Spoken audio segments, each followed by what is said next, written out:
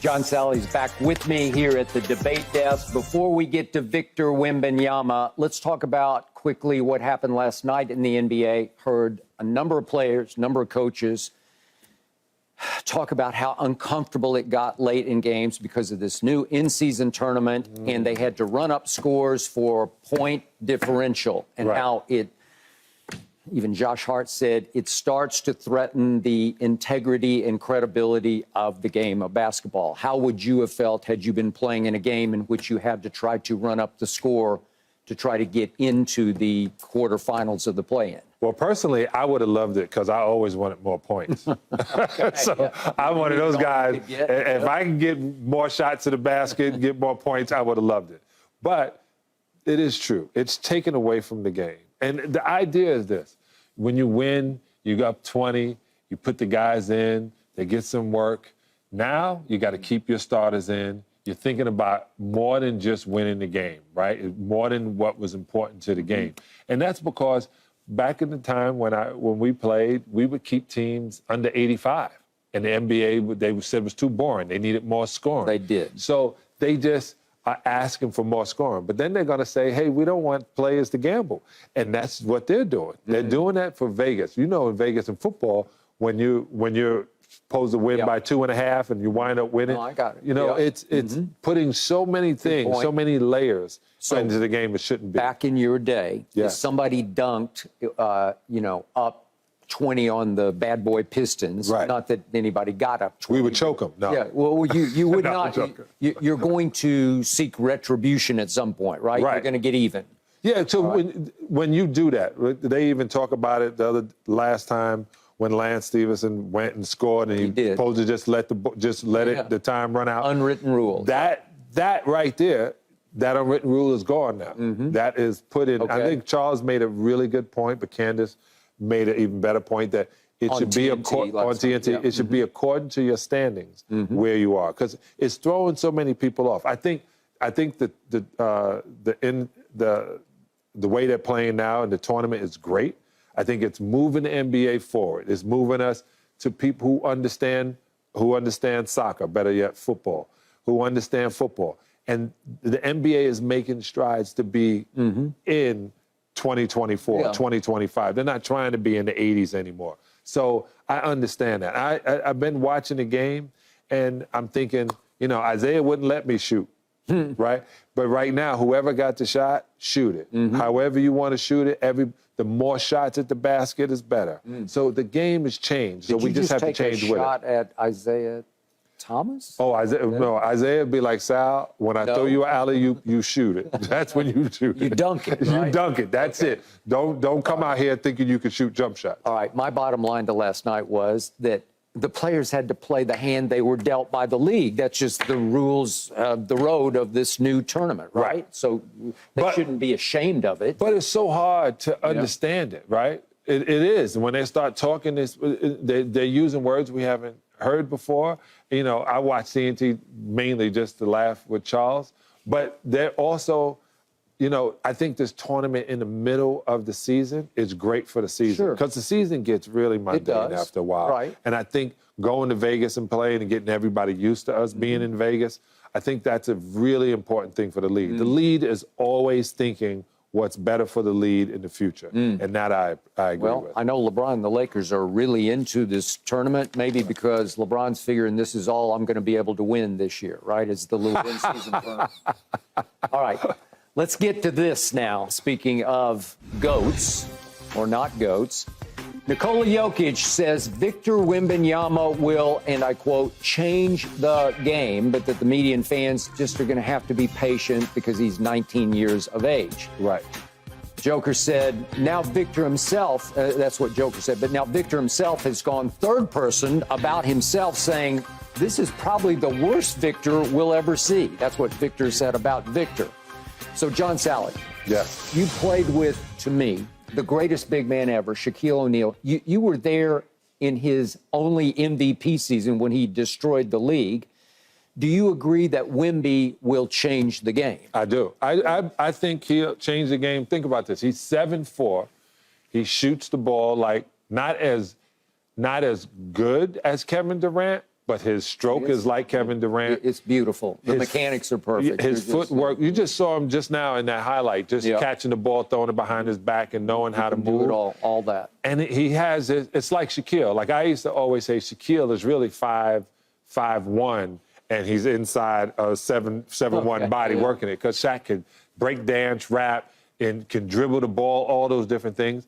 This kid can dunk standing still. He can grab the rim standing still. He's 8 feet long. Yeah, and when I watched the Greek Freak first start, he was so slim, just like him. But now he has those Dwight Howard shoulders. Yep, he does. And 10 years in the league, this is his first year. Once he bulks up a little bit, and once Pop is letting him be the best version of him he can possibly be. And that's the best part about it. Right now, and he's been playing pro ball for, 4 years now? You know, like Tony Parker was playing since he was 15. It's important that you play, and the more you play, the better he's going to get.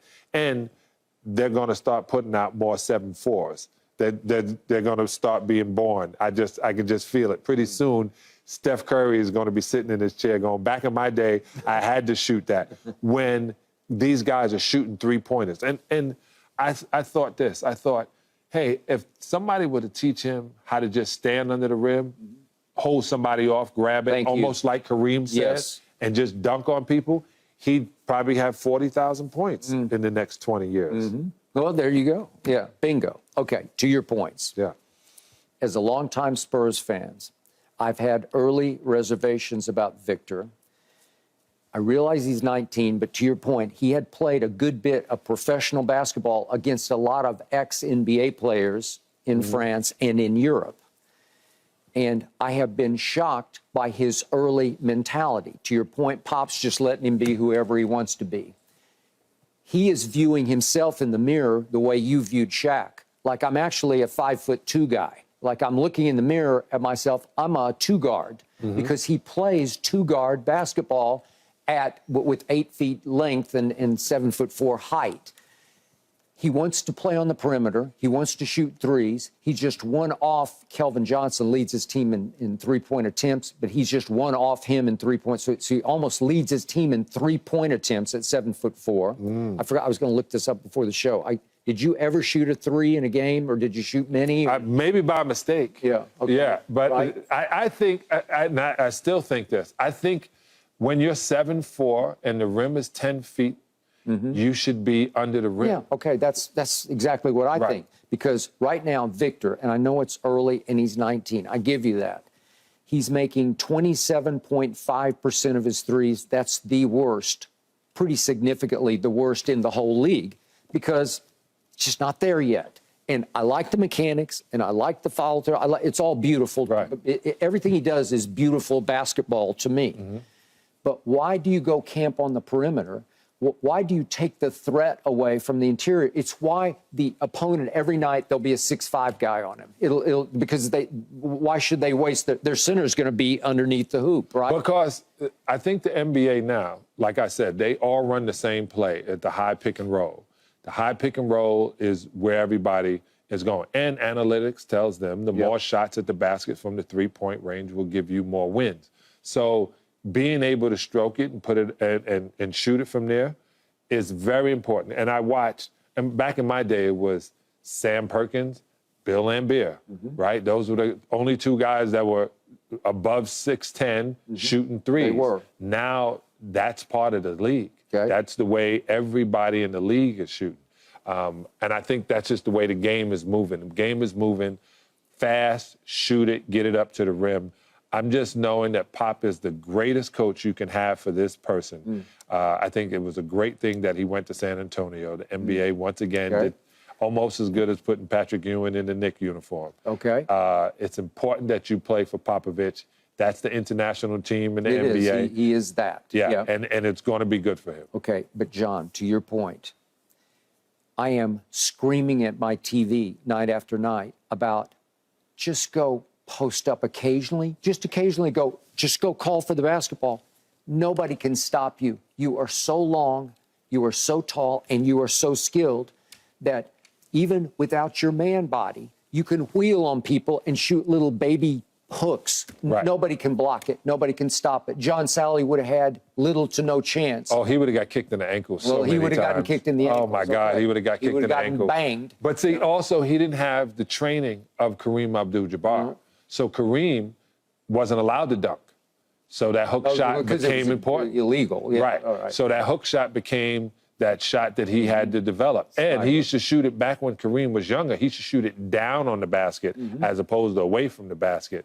And by the way, Kareem took 1 3 in his career.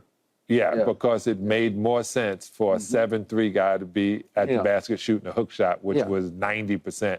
So he went with the percentages then. Okay. So the Shaq that you firsthand observed, you backed him up in that, it was, what, 99-2000 season. Yeah. His one and only MVP. He destroyed this league. He averaged 30 and 14. It was hard to watch sometimes because it was hard to referee because it's football, basketball, and it's hard to know, is that a charge or is that a... No, he just was big. Yeah. He was big, and that's why we call him big. But this was another thing. When Shaquille realized, he always realized, he knew how great he was. And I listened last night when Reggie Miller said, you know, Shaq, you couldn't play in this league. And Shaq didn't say anything. The reason he didn't say anything, because when Shaq first came in the NBA, couldn't play right now. Right. He could. He was built just like these guys, running faster than everybody else, and jumping out of the gym. When Shaq realized he can just destroy everybody, he did. Yeah. And I would always wonder too, because they would foul Shaq way more than everybody else. You know, they did it to DeAndre Jordan the other day, but they would foul Shaq very hard. It wasn't just like grab him. They would go in the air and try to come down with all their might because they know he would be able to blow through him. Shaq is, like you said, the most dominant player to play in the NBA. I thought Wilt Chamberlain was. I did think that. I didn't get to watch a lot, only the film. But if I could hypothetically go Shaq versus Wilt in a game, Shaq versus Kareem in a game, I'm taking Shaq in those games. I am too. Okay. I take Shaq anywhere. Raw force, just power and skill. Yeah, but you know, Wilt Chamberlain did high jump. Wilt Chamberlain did pole vault. He was an unbelievable athlete. Yeah, so in Kansas, I think he ran the 440. Yeah. He did it all. Yeah, he was definitely the biggest man. But Shaq can breakdance and rap, so Shaq wins. Okay, so Victor, can you project him out to be the greatest player ever? No. He's just going to be a really good. I still wonder why Bol is not in the lead or not playing in Phoenix. I think it's a shame. But to watch somebody who played in the NBA for a couple of years at that height with a lot of the same skills, that'd be a good match. Great point. We'll talk Clippers with you in just a few minutes here. But up next, wait, Aaron Rodgers raves about Dak Prescott? Seriously? No mercy, no mercy, no mercy. Thanks for watching, Undisputed fans. Do you want more highlights from the show? Make sure to click that subscribe button for all the exclusive content from Undisputed.